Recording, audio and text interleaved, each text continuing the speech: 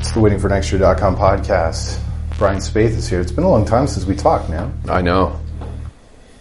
Why has it? How long has it been? We talk. It's funny. We talk more now than we ever did when we were just like podcast friends. That's true. We don't podcast ever. No. Well, one or the other of us is never seeing movies. So that's true. Yeah, I've seen a lot lately though. I've since the summertime, it's been a lull. I haven't seen hardly anything. Have you seen anything? Kids movies. Oh, did you guys go see Lego Batman? Yes. Did you like it? I thought it was okay. That's how I felt. I didn't think it was the Lego movie. No, it didn't reach those highs at all. But there were, and some of the funniest parts were all in the trailer, which I saw 100 times because I think maybe Lego Batman is better as a supporting character. Yeah, I think so too. Yeah. My son Ben is like super over the moon for Captain Underpants. Oh, okay. So when that comes out in June, we might see that movie 3 times. Yeah. Fast and Furious comes out, but we're not going to talk about that one. I want to talk about that at the end. Okay. Let's talk about the Cavaliers. Okay.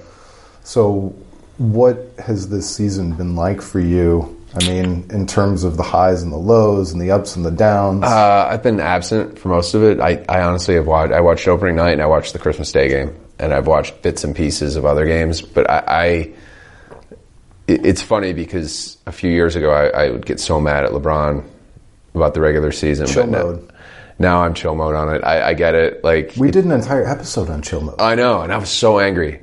But it doesn't matter. The regular season doesn't matter. And I can see, especially where like they played like garbage and they're still in there for the first seed in the East. It's like, where is the incentive exactly? And frankly, is anybody truly afraid of Washington or Boston? I mean, really? No, they look frisky during the regular season, but this idea that 7 times in a row, or 4 times in a 7-game series, that you're going to line up, you're going to plan for them, and Isaiah Thomas is going to somehow beat LeBron, Kyrie, and Kevin Love. I like some of their role players. I wish the Cavs had some of their role players, but not that much. But 2 things. Well, do you remember the Cavs regular season record either of the last 2 years? No. I don't either.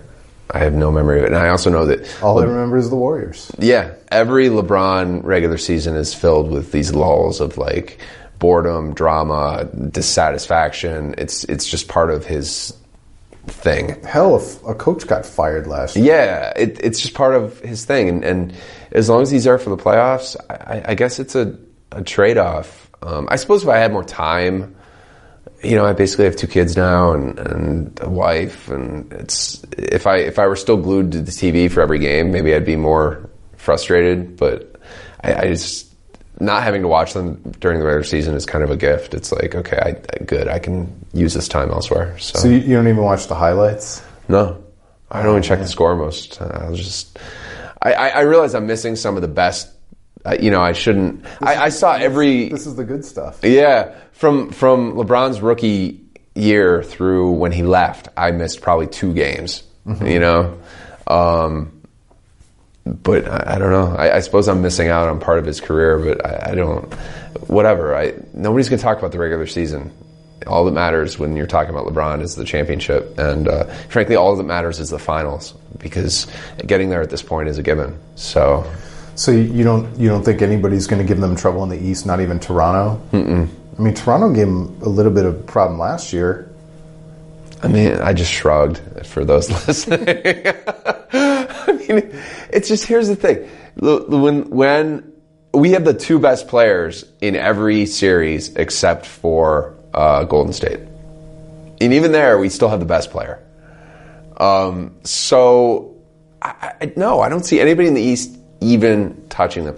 When Toronto gave us problems last year, it was in Toronto, and it was clearly games where we were just like, whatever.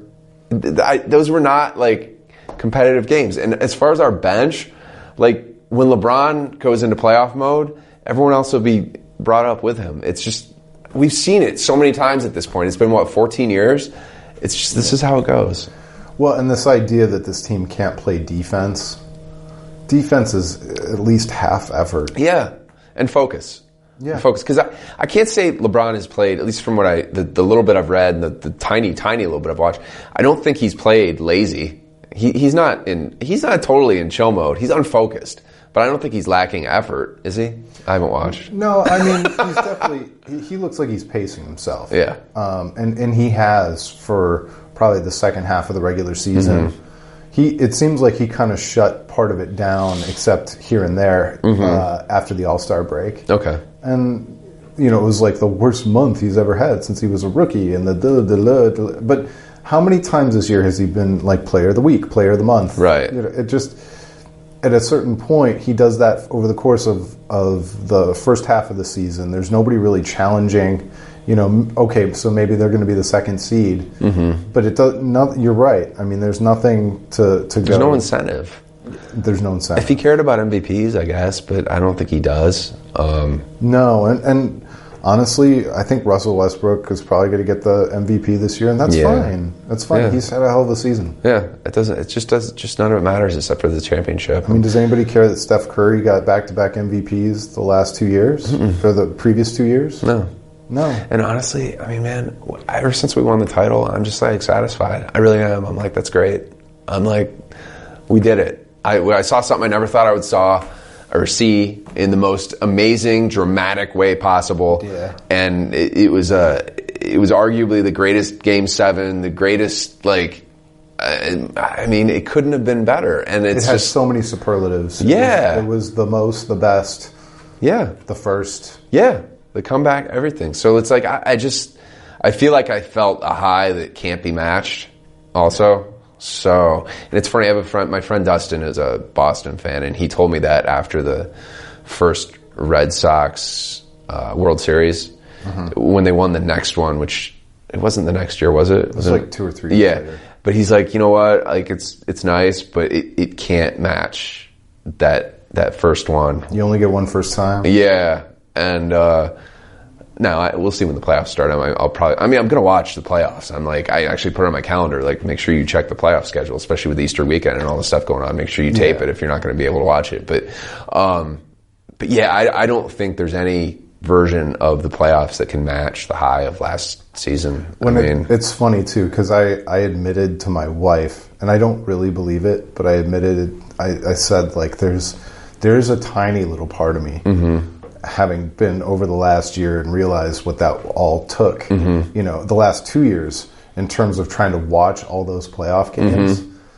There's a tiny little minuscule part of me that, like, would not mind if the Cavaliers got knocked out, because I get my life back. Right. They dominate your life. Oh, yeah. The playoff schedule. Yeah. And a blogger, podcaster complaining about the playoff schedule. It's like the dumbest thing in the world. Right. And so I'm not actually, like, I smack myself. I know I'm wrong. Would you rather go back to not being in the playoffs? No, but man, especially for like a dorky, regimented person like me who likes to work out every day and get to bed at a reasonable Yeah.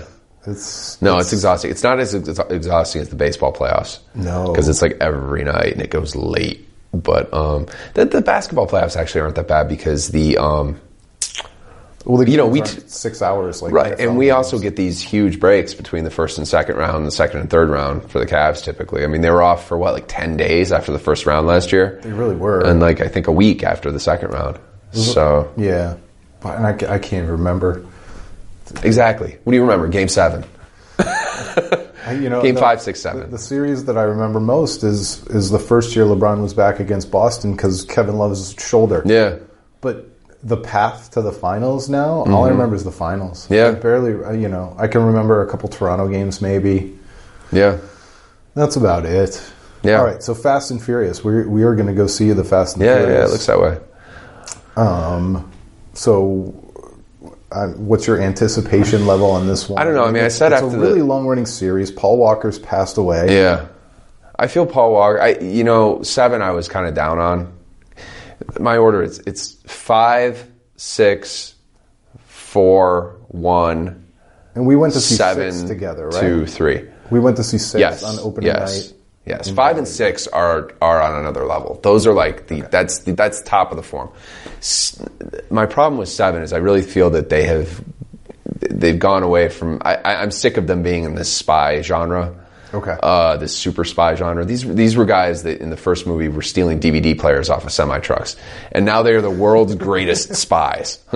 You know? Where it's kind of like, well, I mean, this happens with all movie series. I mean, Die Hard went from like, you know, this guy crawling around in a shaft to like Super Cop, you know. Rocky went from, No, you're right though. It's like if you and I played flag football and we maximized our abilities, we'd be a really good flag football team, but we'd never make the NFL. Right. These guys went from like being the best petty criminals to super spies. Ocean's like 11. Beyond James Bond. Like, but I'm kind of tired of the spy genre with this. It's kind of, because you lose the underdog factor. You lose like kind of the lovable, like society hates us type of thing that made these characters pretty endearing to me. Now it's Vin Diesel is a superhero. Yeah, exactly.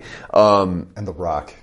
The Rock was like a gift to this franchise, but that's like, so 5, the reason 5 is so great is because they were still like these criminals and they were way over their heads and The Rock was inserted and all this stuff. And then 6 was like the first super spy one, and it's like, okay, this is interesting. But 7 was just like, okay, this isn't that interesting anymore. And I really feel the loss of Paul Walker was so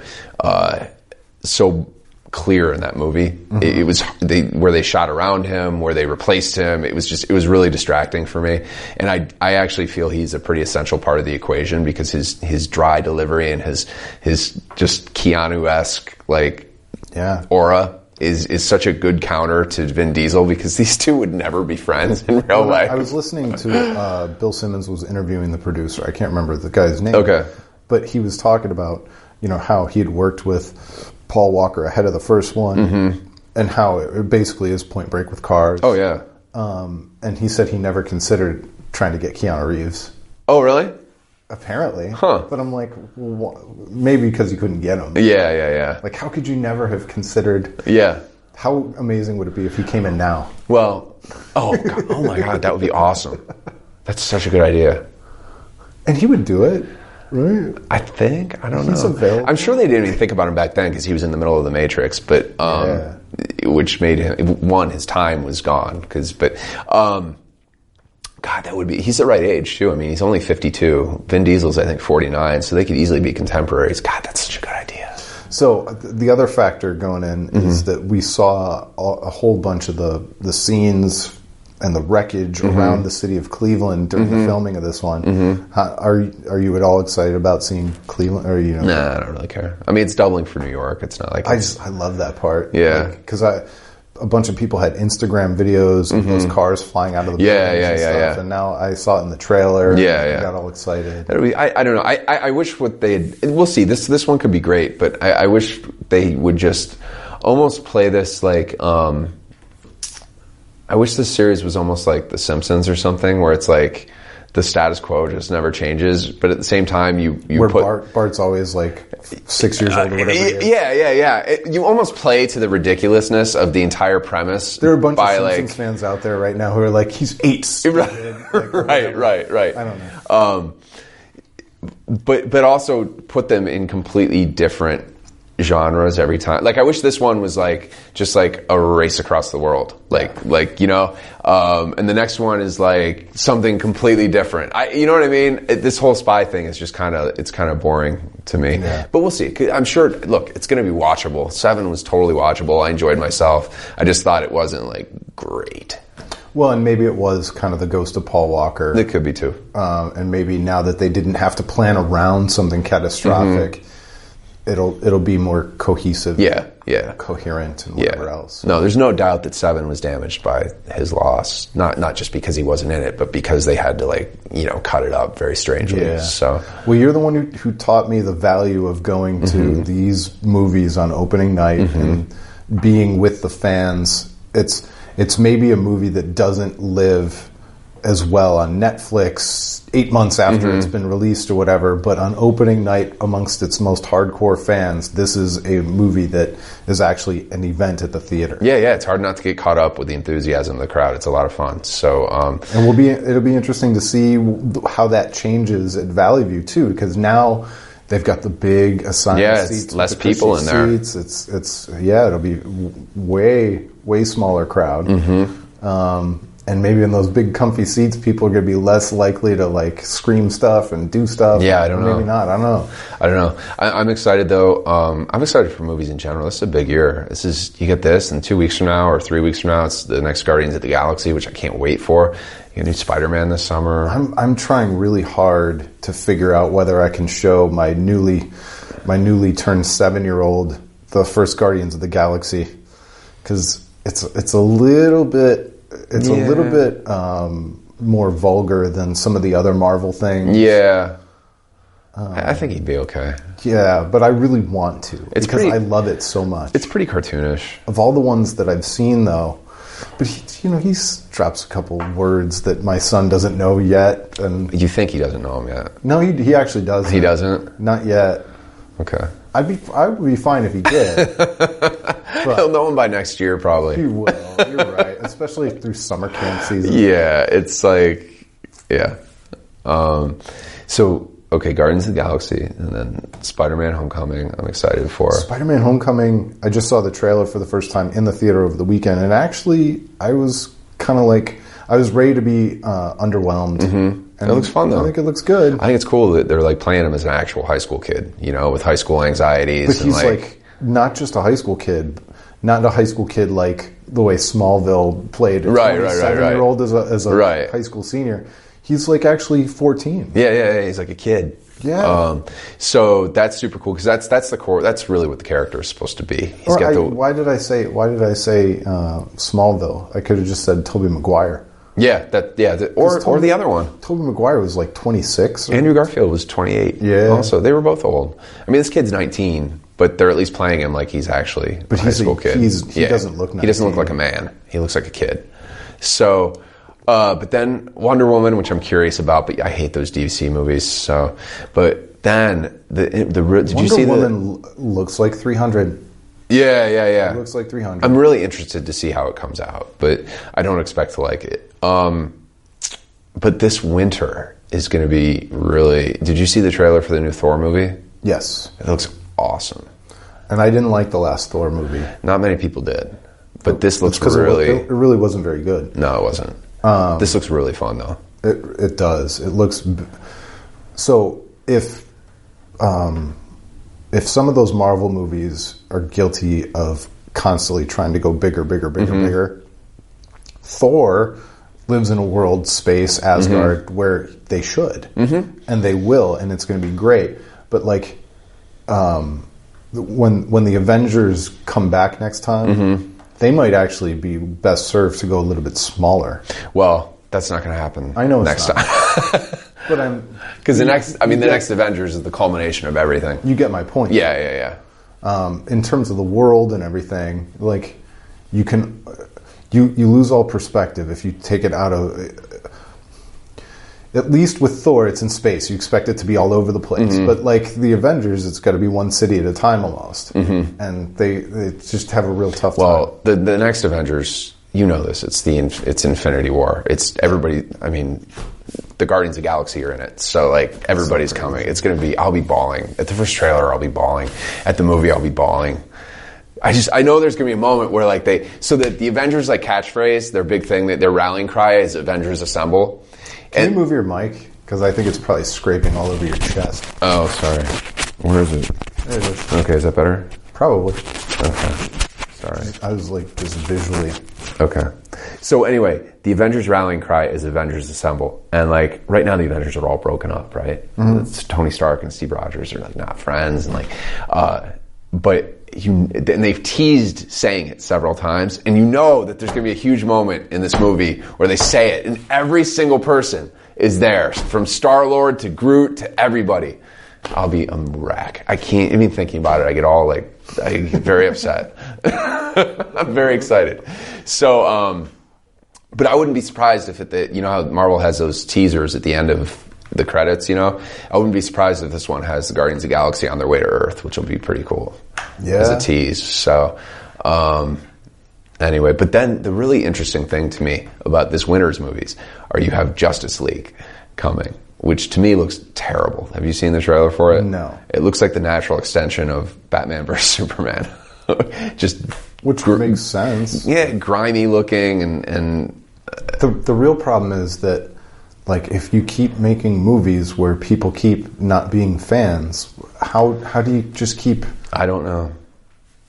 Pushing forward. But the interesting thing about that, like, if you're making a Justice League movie, like, you expect it to be $1 billion movie, you know? You're not doing that to make, like, 800 million. But so Thor comes out in early November. Justice League comes out 2 weeks after that. I feel Thor has better potential to be $1 billion movie than Justice League does. But the other thing, following up on Justice League, is the next Star Wars. And if you're going to make $1 billion, like, you got to be you got to be playing well at the theater for like 2 months. There's no way it's going to happen with Thor in front of it and Star Wars right behind it. And that's just, this is The Last Jedi, right? Yeah. Which is the kind of next installment after... in the Skywalker saga. But yeah, so there should be a trailer for that really soon. I'll cry at that too. Yeah. All right. Well, it's always fun to catch up. It's been too long. Yeah, I know. So maybe we can do a Fast and Furious podcast or something. We'll do a quick recap. Okay. Something. All right. I've actually seen a lot of movies lately, so. Cool. I need to get to a lot more. I still haven't seen Logan, so. That was good. All right. Well, thanks for listening, everybody. We'll talk to you next time. WaitingForNextYear.com podcast. Goodbye.